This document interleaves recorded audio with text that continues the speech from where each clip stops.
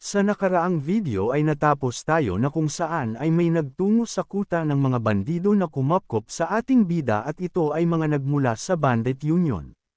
Sa isip ng ating bida ay napapatanong siya na kung sino naman ang mga ito upang kausapin ng ganito ang kanilang pinuno, at hindi niya nagugustuhan ito. Sabi naman ng Poison-Eyed Bloodblade na kahit na ang mga gwardya lamang ng mga merchant group ay madali lamang na matatalo ang 10 tao. Ngunit hindi na niya iisipin pa ito dahil sa pagod na ito sa pagpunta pa lamang dito, nang bigla naman siyang binulungan ng Black Masked Vagabond na pag-usapan muna nila saglit ang patungkol dito. Matapos ng kaunting pag-uusap ay hindi naman siya makapaniwala dahil sa gusto nito na kuhanin ang mga mahihinang bandido na ito, dahil sa kahit na desperado na sila ay bakit naman nila gugustuhin na tumanggap ng mga basahan sa kanilang samahan. Sabi nito na sa ngayon ay tanging isang bundok pa lamang ang kanilang napapakilos at wala na silang oras pa.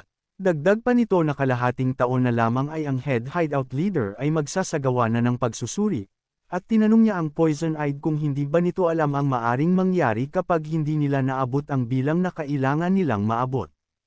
Sabi naman nito na hindi naman kinakailangan na doblehin pa ang kanilang bilang, na sinang-ayunan naman ng Black Mask.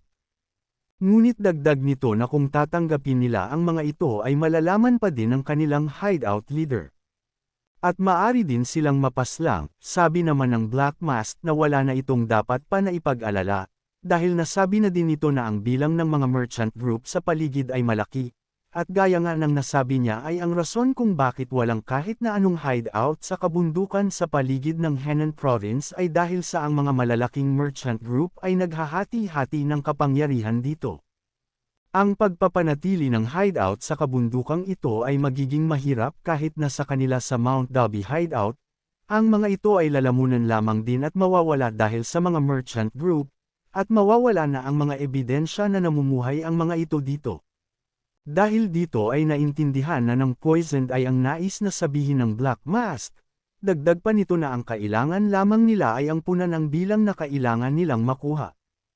Matapos ay nagdesisyon na ang dalawa na tatanggapin na ang mga ito sa kanilang Bandit Union, ngunit kailangan nilang makakuha pa ng mga miyembro bago sumapit ang taglamig, at hindi nila dapat na madungisan ang dignidad ng kanilang Bandit Union sa pagtakbo sa mga katabing merchant groups ng bahag ang kanilang mga buntot. Masaya namang sinang-ayunan ito ng kanilang pinuno at sinabi na palagi niyang tatandaan ito. Ang bandido ng Mount Wufeng ay nag-umpisa na magdiwang ng walang nalalaman na kahit na ano, ito ay dahil sa halos lahat ng mga merchant group ay nagbabayad ng kanilang passage fee sa pamamagitan lamang ng pag-iangat ng bandera ng Bandit Union, ngunit ang dalawang expert ng Mount Dobby hideout ay alam kung gaano kalakas ang mga kalapit na grupo ng mga merchant, at inaasahan na mabubura ang hideout sa Mount Wufeng bago pa dumating ang 2 buwan, gayunpaman ang kanilang inaasahan ay malayo. Makalipas ang ilang araw, ay masayang nagtatanong ang kanilang pinuno na kung ang lahat ba ay tapos na sa ginagawa ng mga itong paghahanda, dahil magmula ngayong araw ay kikilos na sila bilang isang Bandit Union, kaya naman ay sa araw na ito ay yayaman na sila, at habang papaalis ay banilinan nila ang ating bida na maayos na gawin ang mga trabaho sa kanilang hideout. Habang pinagmamasdan naman ito ng ating bida na papaalis, ay napasabi na lang ito na nababagot na siya sa paggawa ng mga ito, at nais niya na sumama sa paglalakbay nila sa kabundukan. Nang naalala naman niya ang sinabi ng kanilang pinuno, kung hindi ba nito alam kung gaano kahalaga ang kanyang ginagawa, dahil kapag umalis sila nang walang laman ang kanilang mga sikmura ay ang lahat ng mga bayani at kampyon sa mundo ay pagtatawanan lamang sila dahil sa wala na silang lakas pa para lumaban. Kaya naman sa isip nito na hindi niya kailangan nakalimutan ito dahil sa ang ginagawa niya ay isang importanteng trabaho, ngunit nais niya ang makasama sa kanila. Lumipas ang 1 buwan ng pamumuhay ng ating bida sa kabundukan, ay ganun pa din ang kanyang ginagawa, hanggang sa dumating ang ika-2 buwan at wala pa ding nagbago, at nang dumating ang ika-3 buwan, habang nakaupo si Jukha ay napasabi siya na ngayon na nagawa na niyang matapos ang kanyang mga gawain ng madali, ay ano naman kaya ang kanyang dapat na gawin hanggang sa dumating ang kanyang mga kapatid, nang natigilan naman ito dahil sa bigla siyang may naisip na gawin. Agad naman itong nagtungo sa gubat malapit sa kanilang kuta, matapos ay sabi nito sa kanyang isip na muli niyang aalalahanan ang kung ano ang kanyang natutunan sa loob ng bodega. Sabi nito na kailangan niyang maghanda ng mas maaga para sa oras na malakas na siya ay maaari na siyang makasama sa kanyang mga kapatid sa bandido. Dagdag pa nito na upang magawa niyang mabayaran ang pabor na ibinigay ng mga ito sa kanya, ay kailangan na niyang magsanay ng mas maaga, at para sa hinaharap, ay isa na siya sa malaking tulong para sa kanilang pinuno. Kinabukasan, sa pagdating ng kanyang mga kapatid na bandido, ay ang lahat ay ipinatawag na magsipaglapit.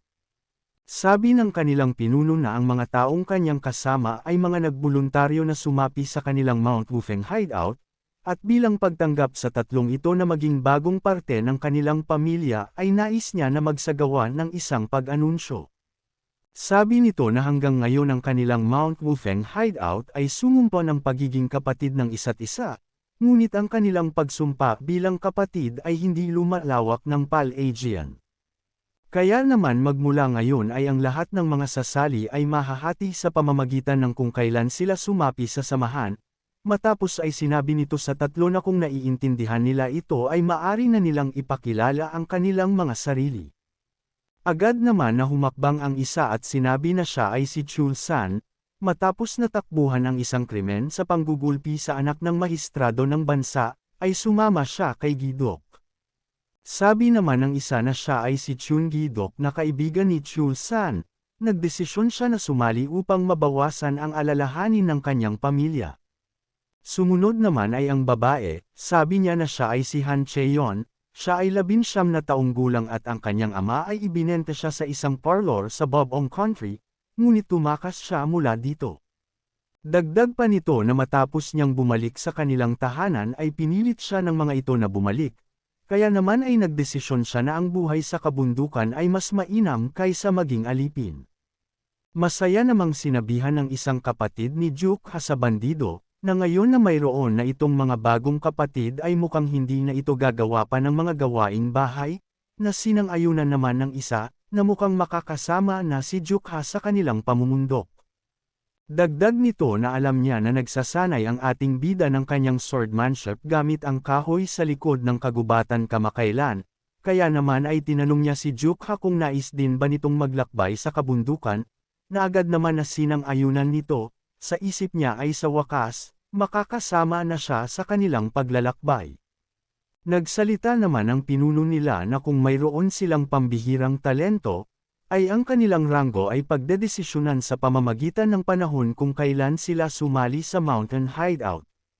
Dagdag pa nito na dahil sa si Chulsan ay 3 buwan na mas matanda kay Gidek, si Chulsan ang magiging ika-8 kapatid, si Gidek ang pang-9 dahil siya ay mas bata dito.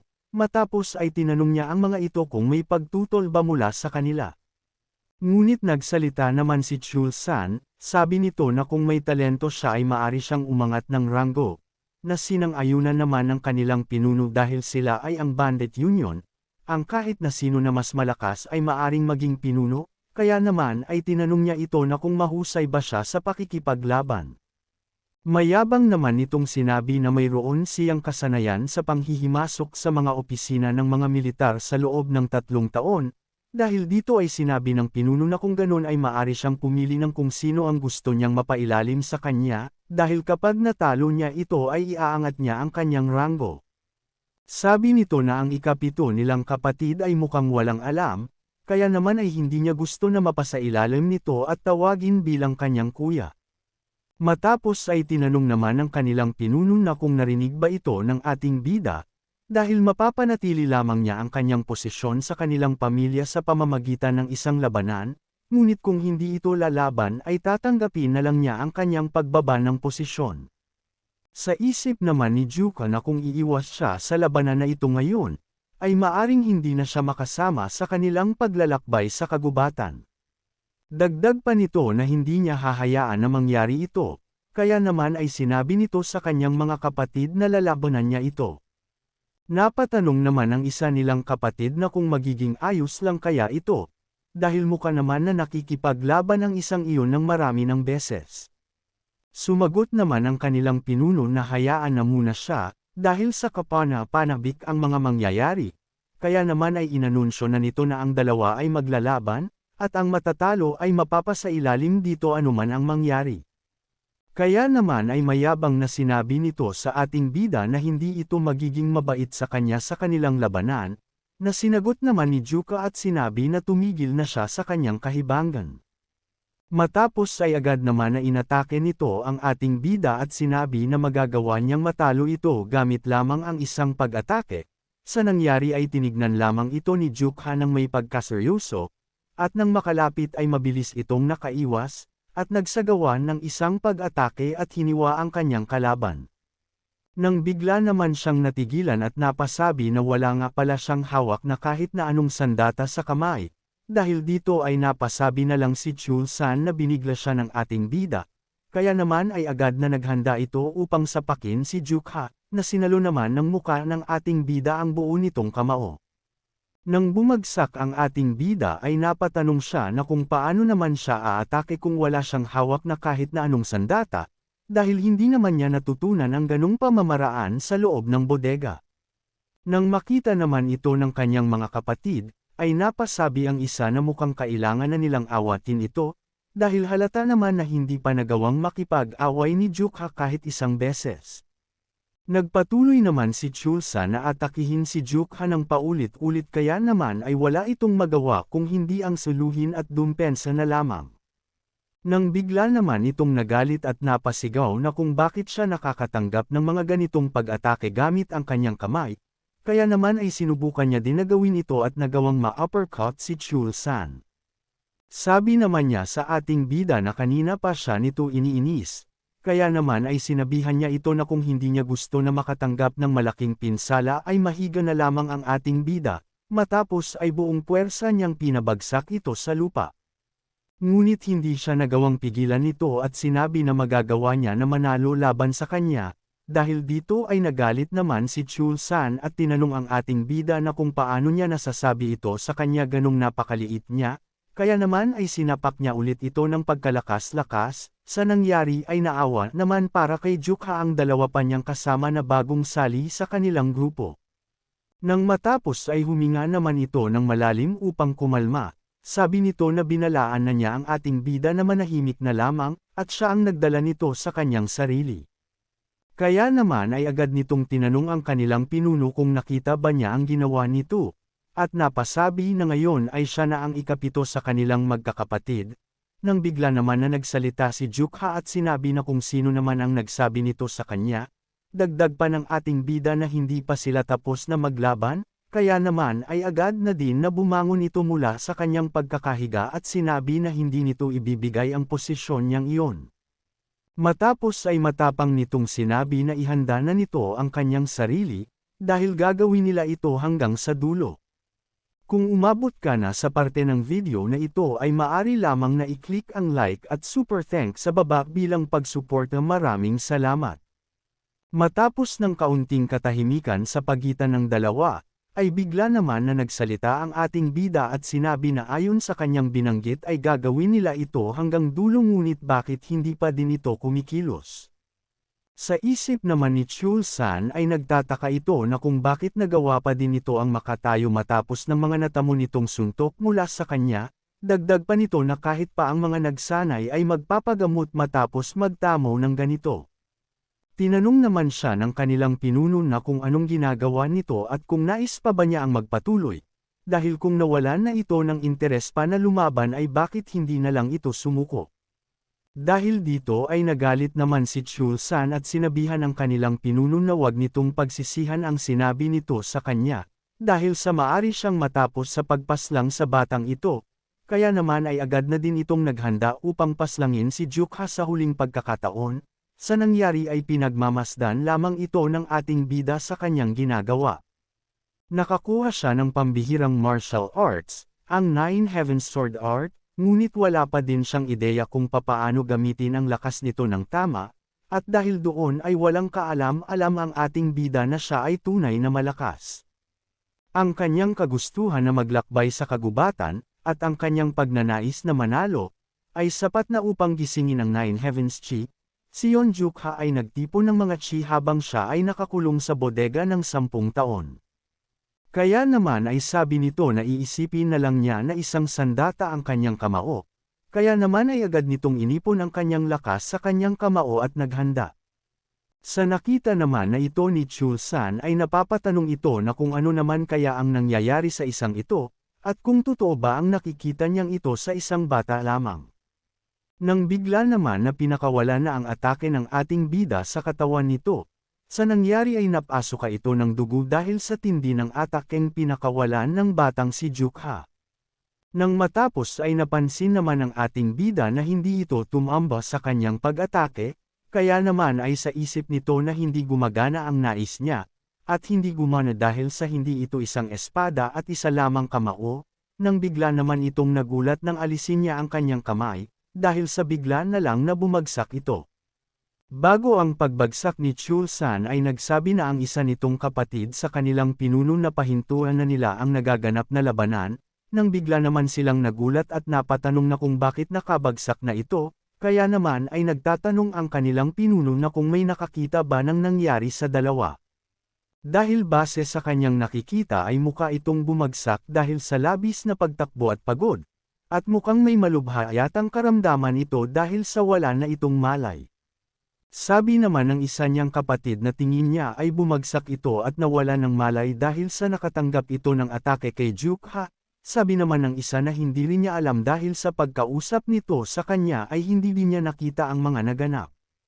Napangiti naman ang kanilang pinuno at sinabi na hindi na mahalaga ito. Dahil sa ang nanalo sa naganap na labanan para sa kanilang ranggo ay napagdesisyonan na, at ang ikapito sa ranggo ay mananatiling si Juk-ha pa din ang may hawak, sa narinig nito ay bigla naman na may saya na lumitaw sa kanyang muka. Kinahapunan naman, ay tinawag ang ating bida ng kanyang isang kapatid na bandido at binigyan ng isang malaking espada, sabi nito na ang kanilang pinuno ay nais na ibigay ito sa kanya, dahil sa labis itong nasiyahan sa pakikipaglaban nito kanina, at bukod pa doon ay maari na itong sumama sa kanilang paglalakbay sa kagubatan magmula bukas. Sa nangyari ay hindi naman makapaniwala si Juk-ha sa kanyang narinig, kaya naman ay sinabi nito na gagalingan niya ang kanyang trabaho bukas at nagpasalamat.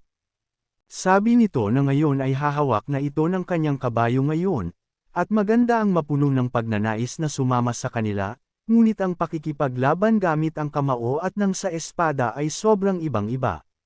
Sabi pa nito na kapag hinayaan niya na kainin siya ng kanyang kagustuhan, ay mahihiwa siya ng blade bago pa niya malaman ito, at naipanalo lamang nito ang laban dahil sa isa iyong labanan gamit ang kamao. Ngunit maari siyang mamatay ng madaming beses sa isang labanan sa espada. Ngunit sinagot naman siya ng ating bida na sa tingin niya ay madali lamang siyang mananalo kung ang labanan ay gagamitan ng espada. Nagalit naman ito sa ating bida at sinabi na manahimik siya, dahil ngayon ay tuturuan niya ito ng kanyang espesyal na exorcism sword technique, kaya naman ay sinabi nito kay Juk-ha na manood ito ng mabuti. Dagdag pa nito na alam naman ni Juk-ha na kumakain lamang siya ng mga pagkain sa templo, kaya naman ay kahit na gawin niya pa ito lahat ng sabay-sabay, ay hindi tatagal ito ng 3 segundo, ngunit magiging mahirap ito sa kanya dahil sa ito ay ang unang beses niya na matuto ng sword technique, na masigla naman na sinang-ayunan ng ating bida.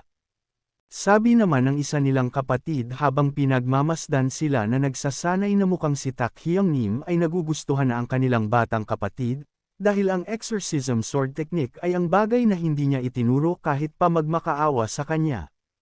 Bigla naman nitong tinanong ang kanilang pinuno na kung nais ba nitong isama ang kanilang bunsong kapatid sa paglalakbay sa kabundukan magmula bukas ng umaga. Sumagot naman ito na hindi ba mabuti ito, dahil matatapos na ang lahat kapag nakuha na nila ang pangalang Bandit Union, at ito na ang oras para magpaalam sila sa kanilang nakaraan kapag nakipaglaban na sila hanggang kamatayan, at walang mangyayari lalo na sa batang iyon.